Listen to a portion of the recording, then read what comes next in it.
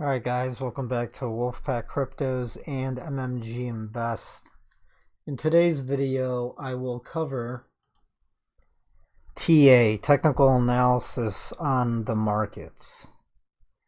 And in a separate video, maybe a few separate videos, because there's just a lot of news, I will cover the fundamentals and some of the news events, recent news events on the stock market, equities, bonds, yield curve, Europe, and their financial sector. But first, I'm just going to cover, we'll just get into it. There's a lot of charts to cover. First of all, this is not financial advice. Consult your financial advisor. I am not your financial advisor. This is more of an educational channel. This is all of my own opinion. I could be wrong. And learn to trade. Do not invest in anything you're not willing to lose. And have your emotions out. Stops in. So, the S&P. Let's go to the S&P. So a month ago, about 2 months ago, I started warning that the top is in for the stock market, the all-time highs, right? And I'm still sticking to that right now. And as every day passes by, it's becoming more obvious for Wall Street and everyone else. Should adjust this triangle. There we go. All right, so major support, this area right here between 2600 and 2600 and 2650, I would say, about 30. This area was major support for me. Now you can see that we had a few bounces off of it, right? We had the initial first bounce, and MSM, mainstream media, everyone's like, oh, here's the rebound, blah, blah, blah.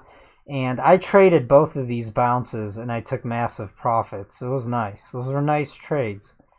But, and this is a daily chart of the S&P. But they failed, right? So they pretty much turned into dead cat bounces. This second bounce right here, if it would have surpassed the initial bounce, then you might say, all right, this is probably a rebound. The probabilities would have been higher that it's a rebound, but that failed as well. And today, we are almost testing the lows for the year. Now, or is it for the year? Not for the year. The low for the year was actually at 2,500 pretty much on the S&P 500. But we're getting to the new lows for the past 3 months, for this quarter. All right. And the reason why that is very, very negative for the stock market is because once the support breaks, there's not much more support below it for a while. So if I zoom out, I put an arrow straight down and I put air. And what that means is air. There's no support until we get to, let me bring this on the weekly. And the Dow Jones is going to follow the S&P, so is the NASDAQ and the rest of them. There's a little bit of support around 2,400. There's some support there, but there's no support between it, really. And that's a decent drop from the all-time highs. That's actually a 20% drop. So from the Trump rally, let's do some measurements.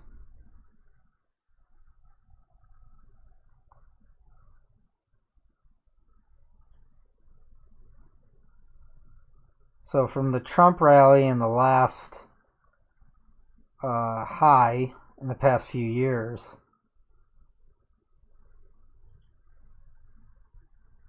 That would be a 37% drop if it fell all the way back to the beginning of the Trump rally, right?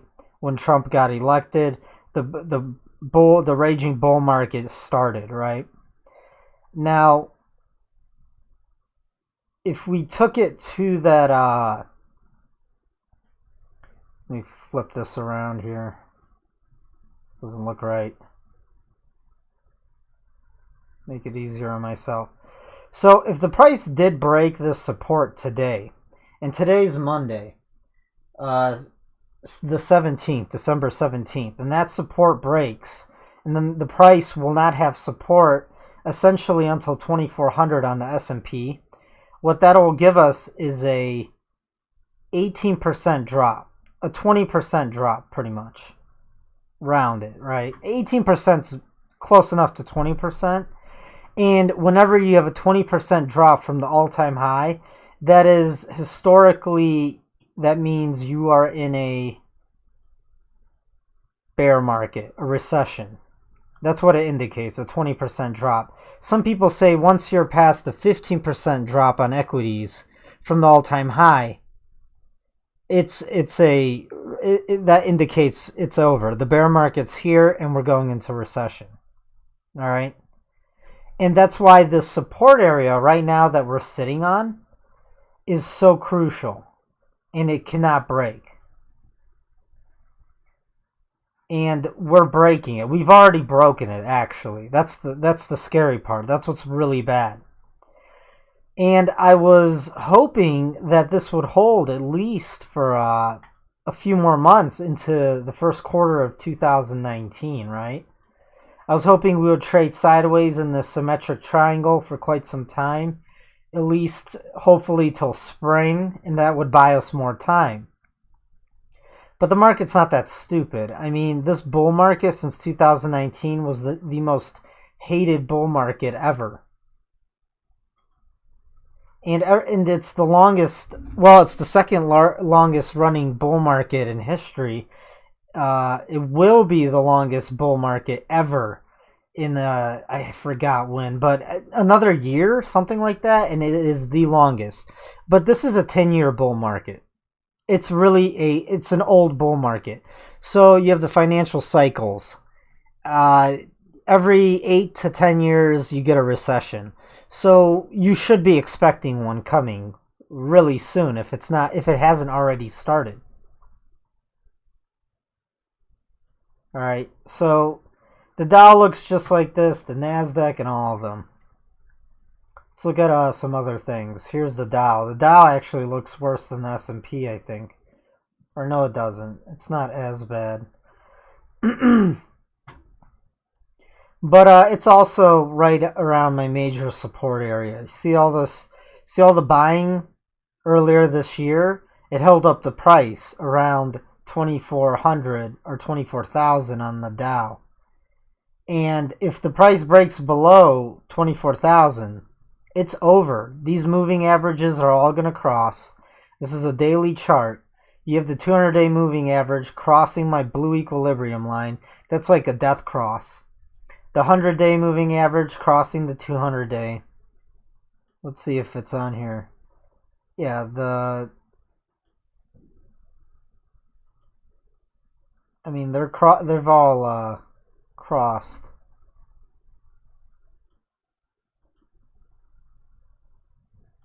And your moving averages are going to start rolling over, and that's just going to signal a bear market, a recession.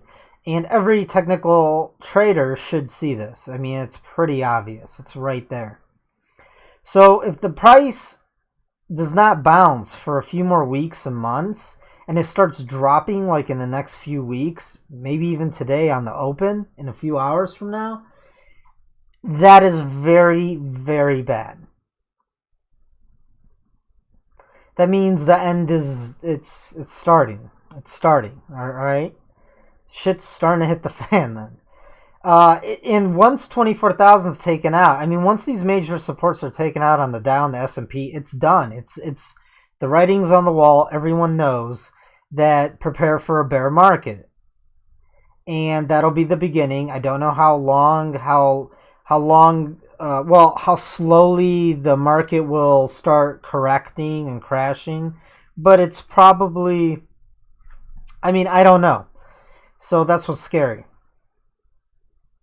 And the best investors know they don't know, but they know what to do before it happens, right? Here's another indicator that there's troubling times coming. The dollar has a giant cup and handle on the daily chart. This is the daily chart. Since June of 2017, that's the beginning of this cup, right? The bottom was put in February 2018, and we've been in a bull rally and a bull trend on the dollar all of 2018, and that's because equities started correcting at the beginning of 2017. So this cup and handle should shoot the dollar higher for the intermediate, meaning for the next coming months, maybe a year, but at least into spring and summer of next year. And if the dollar is doing that, that means that the stock market, there's some serious problems. There's stock markets falling, banks going under, you name it, right? Because the dollar is the number one knee-jerk reaction that all institutional hedge funds and banks and pensions, everything, what they do is they go to cash. That's the first thing they do. That's what they were taught to do, right? So that'll give you a nice rally in the dollar. And that's just that. You're not going to go into the euro because the euro is probably going to fall because the banks in Europe are currently failing. And as you can see, there's civil unrest across Europe. The yellow vest movement, it's spreaded from pretty much all of the major European countries that are in the EU, from the UK to Brussels, everywhere. And that's a sign of, the economy. And I made a nice video with great footage. If you haven't watched it, it's a few videos back. You'll see the thumbnail. It's got a picture of Paris. You should watch that if you haven't watched it. Volatility, it's been pretty high for the past few months. And that's another warning sign.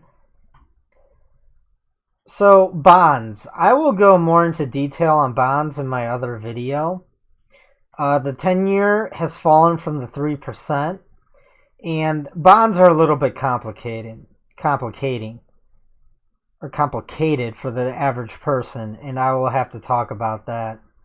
As you can see, there was a nice cup and handle. I talked about this months and months ago, and it played out pretty nicely. I don't trade bonds, but, it was nice to know that was going to happen. Because the bond market does affect equities as well. All right, I will go into depth on my next video when I talk about the yield curve and the Fed.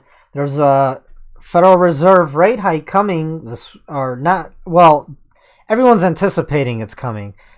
This will be the most important FOMC meeting like ever this week, Wednesday and Tuesday. Gold, daily chart. I'm going to zoom in here. So, cup and handle, right? I've drawn this many times on gold.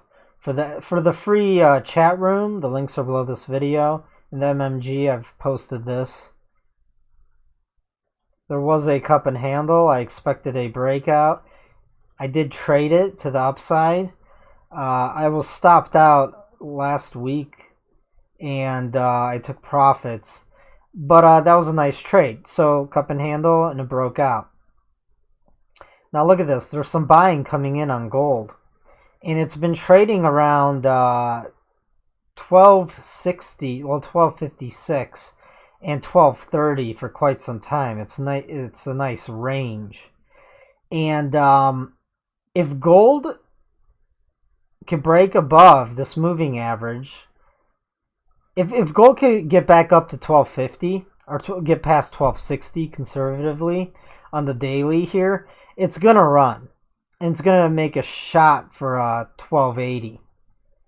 Now, that doesn't mean that gold's back in a bull market. it's back in a bull market. I think once gold shoots past 1300. And to be on the safe side, if it gets past 1370, 1380 again, then gold's going into a bull market. And by then, the stock market will probably have fallen 15 to 20% from the all-time high, the S&P and the Dow. So the time window on gold is starting to close. Now, I did say in the spring, early summer, for everyone who's been following me, that the best time to accumulate was back here. And I was doing that then, and I was saying that, right?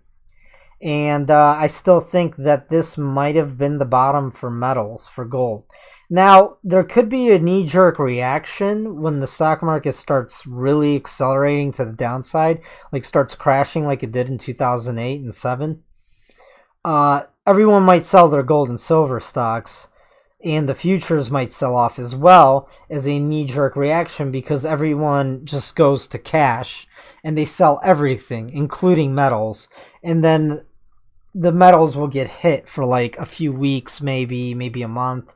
I don't know. We'll see. Last time it lasted for like a month and a half, something like that, in 2008, 2009. And that's something to look out for. Now, if that happens, I don't care. I'm not leveraged up on any of my positions, and I don't hold 3x ETFs or 2x ETFs. But I'll just hold it in that scenario, and then I'll triple and double and quadruple down if that happens, if metals get slammed with the stock market when it's falling. That will be the last window of opportunity, if it even happens. This time around, it might not happen because, everyone, 2009, 2008, and 7, it wasn't that long ago. People still remember, all right? And this time around, people are just going to jump on metals, I think. And you'll actually see the dollar and metals possibly rise together. And we'll get a nice breakout. Now, 1300 will act as major resistance, so will 1280, this entire area. And then it'll likely pull back, and that might be another great buying opportunity, and it might be your last. And that will be in the coming few months. Don't worry, guys, it's coming. My research on metals and mining stocks and all that, it's coming. It's coming. My release date is right after New Year's next year, the first day of next year. That's my goal. All right, and I think we'll make it till then. If anything, they manipulate this. All right, they're gonna suppress it for a little bit longer, I believe, at least the first quarter of 2019. But after that, I don't know. I wouldn't. I personally will be starting to really accumulate. Now, this is the spot price or the futures price of on the COMEX for gold. The stocks, the individual stocks, and even the ETFs, they don't look like gold itself. They're still like at all-time lows. So that's why you don't have to FOMO. You can relax, all right? FOMO, fear of missing out, for anyone who doesn't know. All right, so let's take a look at the FANG stocks. And then we'll look at Europe for a second. So here's the FANG stocks daily chart. It had a nice bounce here from this major support area, as you can see here. But I mean, the trend is your friend, and the trend is down. You could literally draw a channel right here, and it needs to break this channel to the upside, the FANG stocks. And the FANG stocks you really need to watch is because there's so many ETFs and derivatives of the major FANG stocks that if FANGs go up, it's more than likely going to push the entire market higher. All right? But if the FANGs go down, it's really going to drop the entire stock market as a whole. So I would like to watch in the FANG index as a precursor to the entire S&P and Dow. So we're right there testing the top of the channel today. Today's a very important day. No, today, tomorrow, Tuesday, and Wednesday, this week, extremely important. If the Federal Reserve at the FOMC meeting, right, this Tuesday and Wednesday, if they say something stupid or they screw up or the market doesn't buy it and the market starts tanking, I mean, that's why this week is extremely important. All right. It's gonna let. I mean, we're gonna find out if the fangs break out or they're gonna tank and possibly break the support in this week or next week by the end of this year. All right. It all depends on the Fed. Literally this week. All right. Here's the Nasdaq E-mini 100 futures. Looks just like the fangs, right? Not much to say, to be honest. So here's the E-mini light crude oil. They obviously they've already broken below this major support. Right now, I don't know. I wouldn't touch this.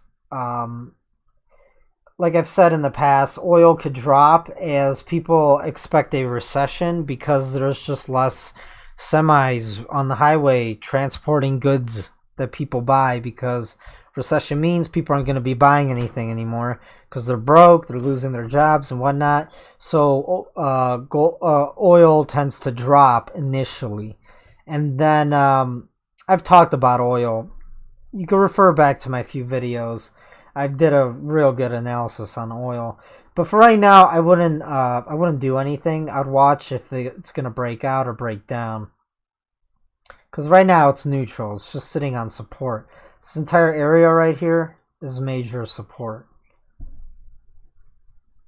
It also depends on the dollar as well. All right, let's take a look at Europe.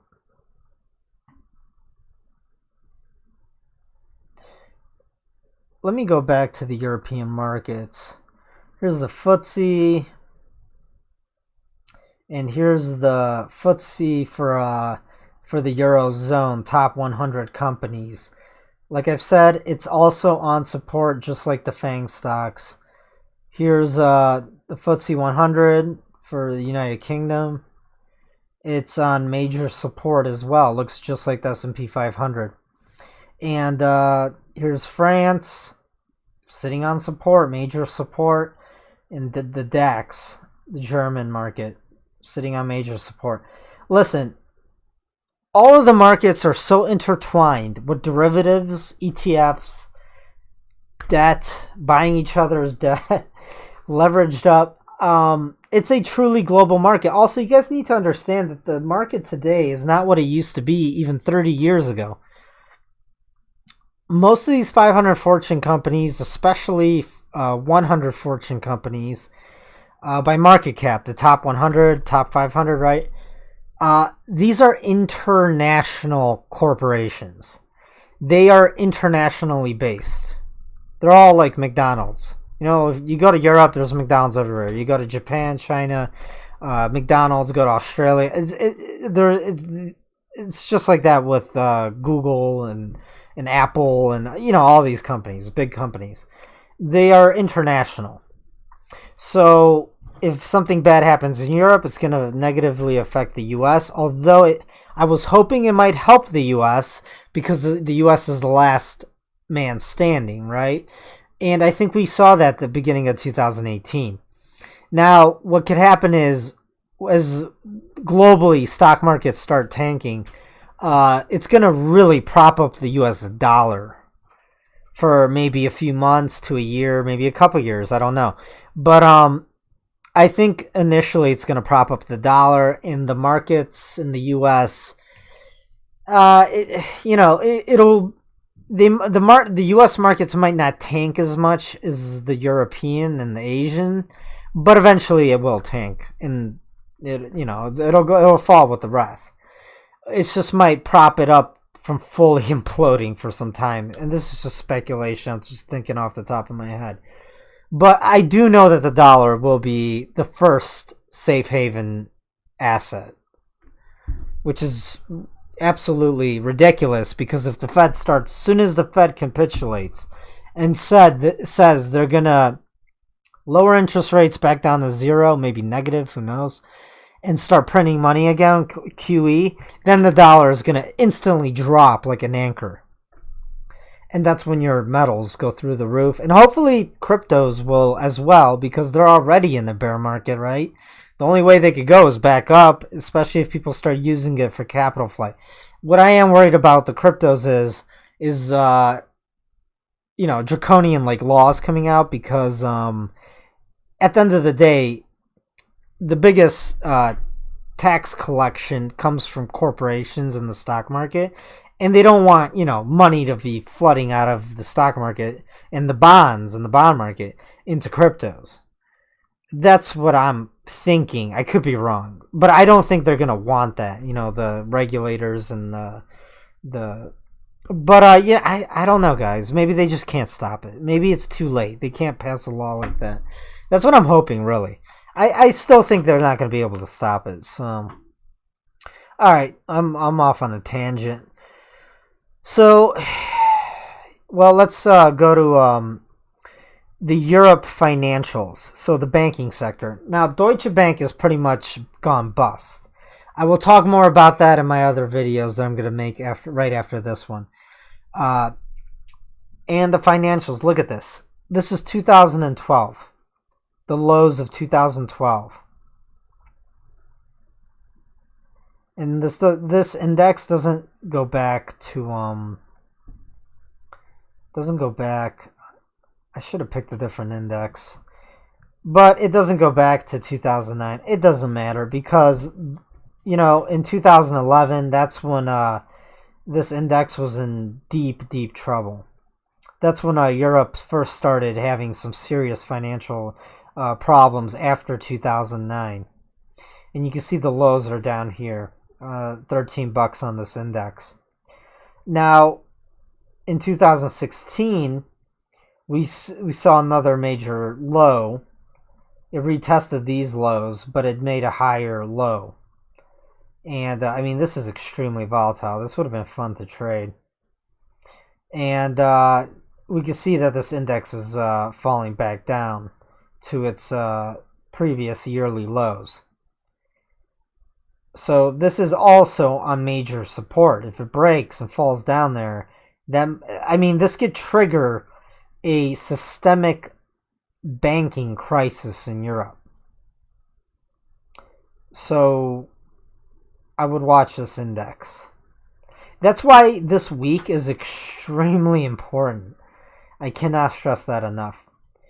Let's look at the financials for the S&P 500. Looks just like the S&P 500. It's falling to major support right down here. Same with the Dow. This is the weekly, and this is the weekly on the Vanguard. So this is just the daily on the S&P 500 financials. Let's take a look at this Dow Jones chart. Here's 2009 all the way down here at $113 for this index for the Dow financials, and you can see this massive drop right up here. Look how similar and eerie it looks to 2008 and 2007. Technically, this is a double top, but this did make a higher top for the financials than in 2007 and 8.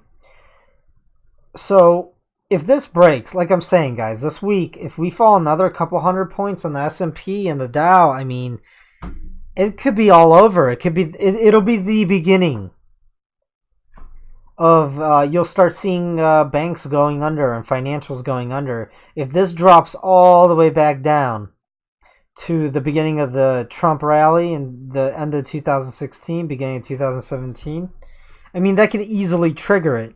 Of course, it'll probably bounce a few times and then go lower. But if it falls back down there and we get over a 20% correction on financials, that's enough to trigger banks. There will be no more lending, and that could easily, it'll be the same thing as the bank. The weakest banks will start going under, like Lehman Brothers, like in 2008. That's all it's going to take, because you have to remember they're all leveraged up. And once you get a large enough correction, there's nothing stopping it. I mean, even if the central bank comes out and just starts printing like $10 trillion, something crazy, it might be some short relief for the financials, but that's going to trigger that's what they have to do to save this market. If they do that, I don't care. I mean, my metal stocks are going to the freaking moon. And eventually it won't work, and then it'll probably fall. I think the central banks are planning on trying to do something that Japan did. Essentially, the Central Bank of Japan just started buying stocks, which is ridiculous. That is pretty much socialism, centralized planning at its worst, when your central bank is propping up your entire stock market. I mean, it's already doing it, but when it's openly, like, everyone sees them buying stocks, when they actually admit that they're going to go buy stocks, and they're going to go buy everyone's bags, I mean, then you know your economy is pretty much, it's recession, depression time. Alright, I'll talk more about that in my future videos. So, right now, I'm going to leave you guys with this. This weekend is extremely important, and I'll keep you guys up to date. Maybe I'll live stream the hearing, the chairman talking, and I'll provide some commentary. I'll cut through the BS and what they're saying, and I think this FOMC meeting will be one of the most important ones of our lifetimes, to be honest. Alright, guys? So stand by, click like, and watch for new videos I'm going to upload today and tomorrow this week. And it's going to be an interesting week, guys. Let's hope we don't get a Black Monday this morning in the next 3 hours. Alright, guys? Until next time. Thumbs up, comment, put comments in the comment section, and share my videos. I'd appreciate it. And check out the links below. We have free chat rooms where we share ideas and we help each other out. Until next time.